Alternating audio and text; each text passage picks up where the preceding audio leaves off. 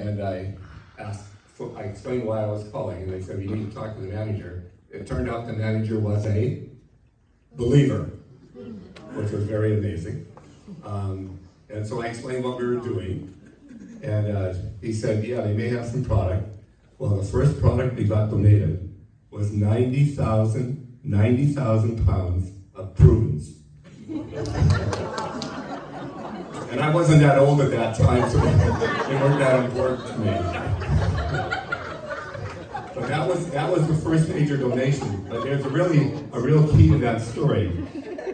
The manager connected me with this person that ran the warehouse and said, so just call her to arrange pickup of product that we donate. Well, her name was Terry, and so I would call Terry and we'd just arrange it and get the product picked up. Well, a few years later, well, it wasn't 2 years, the next year, it was 99 when we started on staff, there was a big freeze here, orange freeze, and lots of needs. And I got this call from Terry. She was no longer with this company, but she was working for a company that did tomatoes. And they did canned tomatoes and probably salsa and stuff. And it turned out they would be willing to donate a couple of truckloads of tomatoes that we could use to take to Orange Cove where they were doing major feeding programs. Anybody remember those tomatoes? Al did too. And so, remember Terry. Shirley and I met lots of people, and we had a lady that would always, they had a timeshare, and whenever I talked to her, it was around Shirley's birthday, she would say, oh, would you like to go to the coast? I'll get you some rooms at my timeshare. So one Friday, whatever it was, we headed off, and Terry was now working for this company, and it was over by Lemoore. And so I said, I'm just gonna stop in and say hi to Terry. We weren't living down here any longer. So I popped in to talk to Terry, and we just had a nice conversation. And so then I headed out. Oh, the business that she had been working for went bankrupt. And it was being bought out by another major company. But that was all I knew. So we headed out, and I'm driving towards the coast, and my phone rings, and it's Terry. She said, the fellow that was standing outside, he's a bankruptcy manager, he's out of Chicago, and she told him about us, and they had, if I remember correctly, millions of pounds of tomatoes in big containers.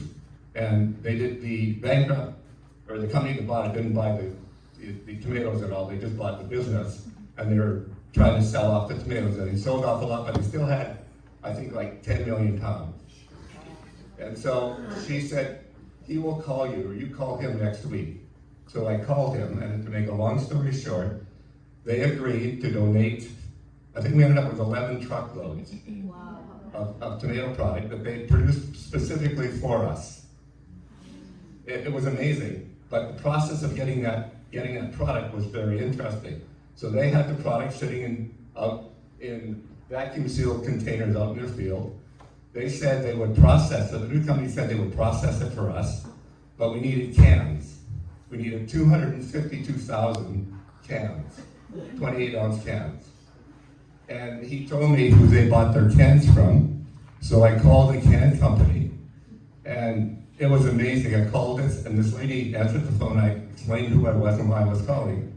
She was a believer, and they had just had a major whoops in the manufacturing of cans, and every 10,000 can had a curl on the top of it, and so they couldn't sell them. So they donated all of those cans to us, which was amazing. So then we had to get them trucked from Stockton down to Lemoore. So the guy over at the plant, the manager, gave me the name of the company that they used to haul cans for them. So I called them, and they said they would truck them free of charge. They had to be there at a certain time as well. We had to arrange for that. And when I called the company, they said, we can do that. We'll get it there in time. So then they developed in their lab, they developed a little formula. It was called tomato in oil, I think, and something else perhaps, oil and herbs, whatever. But they developed that for us. Now, they hadn't started their processing plant up yet. They were just getting it ready. And so they didn't have their regular processing people working, but they had staff that knew how to run it. foremans and maintenance people. And so the manager told them if they were willing to step aside from their jobs for 2 or 3 days to run this, they would do the processing for us free of charge. Wow. So all of these people went into the plant and they processed.